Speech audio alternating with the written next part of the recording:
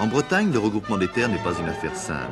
Trop d'agriculteurs se disputent les rares parcelles libres de cette région surpeuplée et il n'est pas possible de mener la politique de regroupement à la cadence qui serait souhaitable. Le problème, heureusement, ne se pose pas dans des termes aussi dramatiques partout.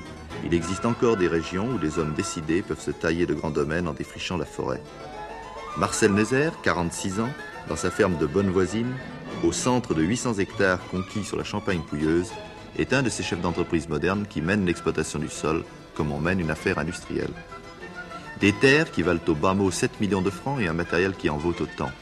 Total, 14 millions, 1 milliard 400 millions de francs anciens. N'est-ce pas là une forme d'agriculture qui sera toujours réservée à une élite fortunée? Qu'en pensez-vous, monsieur Neuser?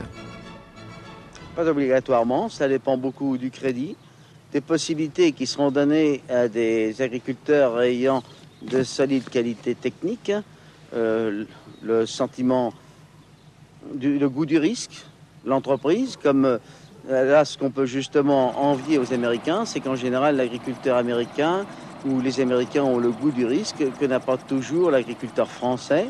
Au fond, à vous entendre parler, on n'a pas tellement le sentiment que vous soyez complexé par rapport aux agriculteurs américains. Non.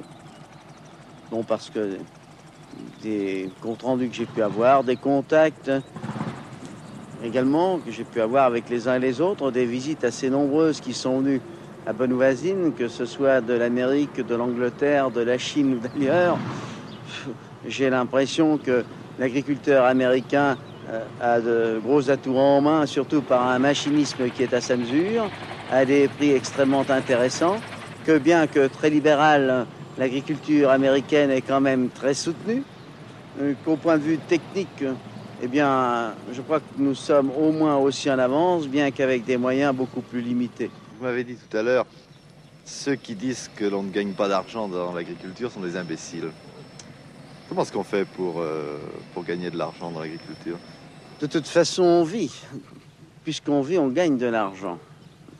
Ce qu'il faut, avant toute chose, je crois, c'est une solide formation de base. Et quand on nous dit qu'il faut des écoles d'agriculture, je dis tout simplement, il faut des écoles tout court. Et vos ouvriers, comment sont-ils payés? Je pense qu'ils sont bien payés. Comme tous les ruraux, ils doivent être payés plus que des citadins. Ce n'est pas un problème d'ouvrier agricole, c'est un problème de rural. Ils ont des salaires de base qui sont intéressants. Un ouvrier polyvalent gagne 2 francs 60 $, ce qui n'est pas énorme.